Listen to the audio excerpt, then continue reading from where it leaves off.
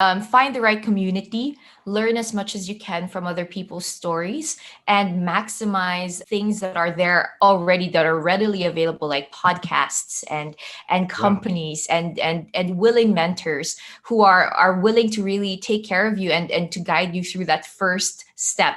Welcome to Adulting with Joyce Pring, the how-tos of your 20s told by 20-something, traversing through life expectantly and with gusto.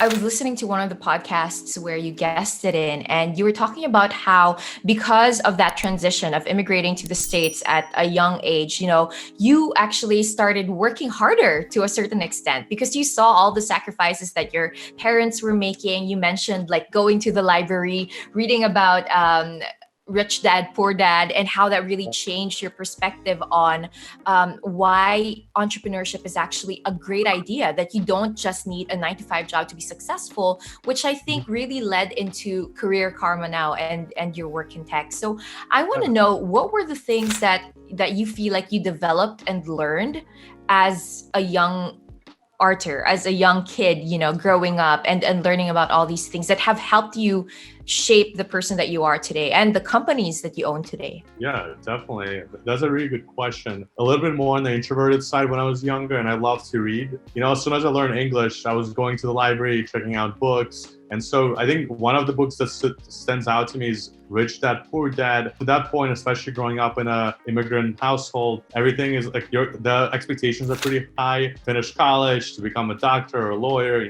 But I think the Rich Dad, Poor Dad provided a different perspective. It was more around creating your own business, how you could be in full control of your time. And so that's kind of like, I think that mind shift kind of led me to start exploring, there's the conventional way of thinking about what a job is, what education is. And so I think that was like the seed that eventually grew into a lot of entrepreneurial activities, starting businesses, trying things, failing, and, eventually leading me to become the founder of Career Karma. That's awesome. And I think, that's such a great way to put it. Sometimes you just need a different perspective, like to see the other perspective, to actually change your mindset about something. And I feel like there's a lot of conditioning that happens to us, not just in our families, but also in school, in society. And those conditionings don't change unless you personally make ways to think differently, like read books, discover new ways, right? What's your advice to young adults who want to pursue a new career but are reluctant to take that first step? I think you just want to kind of weigh you want to definitely think through the transition. You want to really understand what you're getting into. I don't want to underestimate the stresses of not having an income coming in, or in some cases, you may not even have a place to stay. So you definitely want to think through like, all right, if I'm in point A, how do I get to point B?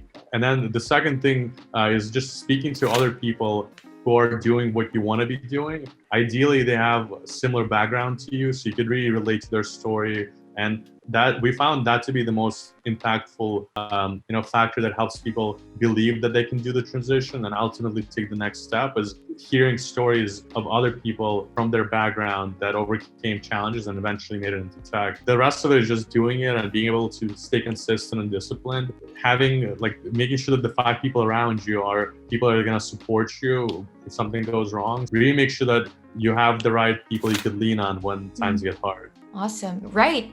Find the right community, learn as much as you can from other people's stories, and maximize things that are there already that are readily available, like podcasts and companies and willing mentors who are willing to really take care of you and to guide you through that first step that might be very, very difficult for a lot of people.